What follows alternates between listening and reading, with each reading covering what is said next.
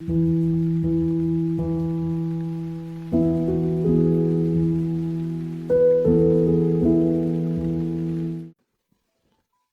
ton histoire, puis regarde l'histoire de la personne. Tu veux faire comme lui. Et c'est toi, tu vas venir dire donc que, moi là, en vrai, il y a l'esprit de main percée.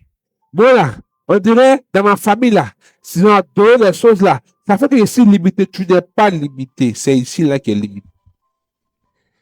Parce que ça, c'est une mauvaise gestion. Tu vis au-dessus de tes moyens. C'est un mauvais choix que tu as fait. Et tu vas vivre dans la limitation. Donc, attention. Attention. Donc, c'est une tempête que j'ai créée moi-même par mes mauvais choix. Qu'est-ce qu'il faut faire? La première des choses, c'est admettre que Dieu n'est pas responsable. Admettre que c'est moi. Me remettre en cause. Première chose. Deuxième chose, c'est la repentance.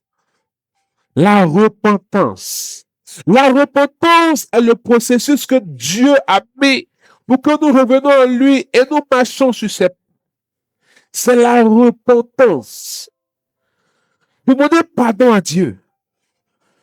Et la troisième chose, c'est accepter de payer le prix. C'est-à-dire, s'il faut une reconversion, il faut une reconversion.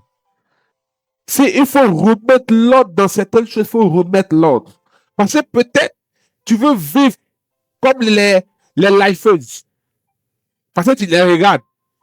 Et tu ne sais pas d'où tu viens. Et Banga, nous, en ce moment, nous-mêmes, on n'a pas pensé de nous-mêmes. C'est vrai, tu avais une certaine vie. C'est comme dans cette situation, tes parents peuvent avoir une situation aisée. Et puis du matin au soir, tout a changé. Il faut accepter de te réadapter, de te remettre dans cette situation-là. Et maintenant, troisième, rebondir. T'organiser pour rebondir en comptant sur les secours de Dieu et désormais en faisant attention à tes choix, en consultant Dieu pour tes choix et en ne vivant pas pour plaire aux autres. Dernier type de souffrance, dernier type de tempête, les tempêtes imposées, les tempêtes diaboliques, les vents diaboliques. Ce sont des situations où c'est l'œuvre de l'ennemi. C'est le diable qui attaque ta vie. C'est le diable qui vient pour te faire du mal. Et il peut passer par des réclamations, par des dettes spirituelles, par des hôtels qui ont été bâtis dans ta vie. Il va réactiver les liens de ta famille. Ou bien, il passe par des envoûtements. Il passe par des envoûtements. Ou bien, l'œuvre de la sorcellerie dans ta vie, ça crée des blocages. Tu ne comprends pas. Rien n'avance. Parce que souvent aussi, les mauvais choix que nous faisons peuvent être instigés par l'œuvre de l'ennemi dans notre vie. Mais c'est pourquoi il faut faire attention. C'est pourquoi il faut faire attention. Dans cette situation, oh mon frère, ma soeur, dans cette situation, ce n'est pas avec des gants qu'on se met en action. Ce n'est pas avec des gants qu'on se met en action. Ce n'est pas du chocolat qu'on mange. Dans cette situation, il faut engager le combat spirituel. Frère, le seul langage que l'ennemi connaît, c'est le langage de la violence, de l'agressivité. C'est pas le moment où tu as pensé à dire, oh, moi j'aime l'adoration, moi aussi contemplatif. Contemplatif, oui. Que quoi? Contemplatif. Oh, oh. Faut contempler. Tu vas contempler tu vas contempler les dommages de ta vie et les dommages collatéraux de ta descendance. Tu engages le combat spirituel. Le fer aiguise le fer. Esprit contre esprit. Autel contre autel. Parole contre parole. Puissance contre puissance. S'il faut jeûner, alors on attache s'il faut prier au milieu de la nuit, hey, épuisé. Tu oublies Chocoya. Tu oublies, non, je suis fatigué. Il s'agit de ta destinée. Tu combats pour la racheter au nom de Jésus.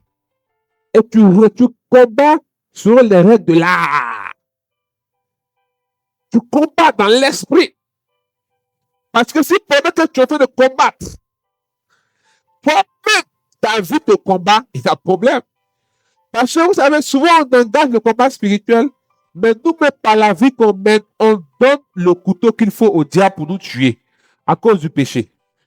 C'est la deuxième clé pour triompher des tempêtes. Identifier. Et quand tu identifies, tu appliques la clé qu'il faut. Parce que c'est pas parce qu'on dit tout ce que Dieu fait est bon, hein, c'est bon. Et Dieu t'encourage. Tu sais, la foi, la vie chrétienne. Hein? Quand tu sais que c'est têtement, c'est l'homme à la culotte noire. Hein? C'est le fighting. Et s'il faut faire des retraites de délivrance, si tu sais que peut-être c'est sur des blessures antérieures, il joue. Ou tu sais que peut-être le mauvais choix que tu as fait, c'est sur la base de blessures antérieures, va te faire guérir. Faut te faire accompagner. Accepte, ça sera douloureux, mais accepte de passer par là. Parce que quand on parle de combat spirituel, les gens parlent forcément du diable. Il y a deux dimensions. Il y a le combat contre la chair et il y a le combat contre les esprits. Dans le combat contre la chair, il y a le blessure intérieure. Parce que c'est la chair qui nous amène à ne pas... C'est la chair qui nous amène à ne pas vouloir pardonner. Ça, c'est le combat de la chair. Donc, si tu sais qu'il y a des blessures, il y a des manques de pardon, tu ne regardes pas les gens. Tu vas pour dire, non, il m'a trop fait mal. Tu vas pour te faire délivrer. Tu vas pour te faire guérir. Tu vas pour te faire aider, pour guérir de cette plaie. Parce que les blessures intérieures sont des forteresses que l'ennemi utilise beaucoup pour détruire la vie des hommes. Alléluia. Et quand tu as appliqué cette deuxième clé, il y a la troisième clé, c'est la bonne attitude. Et je termine. La bonne attitude. La première bonne attitude, c'est de comprendre que silence de Dieu n'est pas égal à absence de Dieu. Le silence de Dieu peut me faire entrer dans un désert, mais dans un désert qui est une pédagogie divine pour m'amener à Canaan. Parce que dans ce désert, le Seigneur va vouloir extirper le moi qui est en moi. Il va vouloir corriger des choses qui peuvent me faire échouer à Canaan. Parce que beaucoup arrivent à Canaan et puis ils échouent. Donc, je laisse le Seigneur me façonner. Deuxième chose, c'est le temps. Souvent, on se demande, mais combien de temps va durer l'épreuve dans ma vie? Combien de temps la tempête va passer? Il y a des tempêtes qui passent en une journée. On a vu, il y a un ouragan, un tsunami, on appelait Jade. C'est passé dans plusieurs pays. Donc, on se pose la question, ça a duré combien de temps? Il n'y a pas de temps défini. La durée de la tempête dans ta vie ou dans l'épreuve ou de l'épreuve dans ta vie est fonction de deux choses majeures que je veux que tu retiennes. Deux choses majeures. La première chose, c'est l'ampleur et la nature de l'appel de Dieu sur ta vie. Ou l'ampleur et la nature de ce que Dieu veut faire avec toi. C'est la première chose.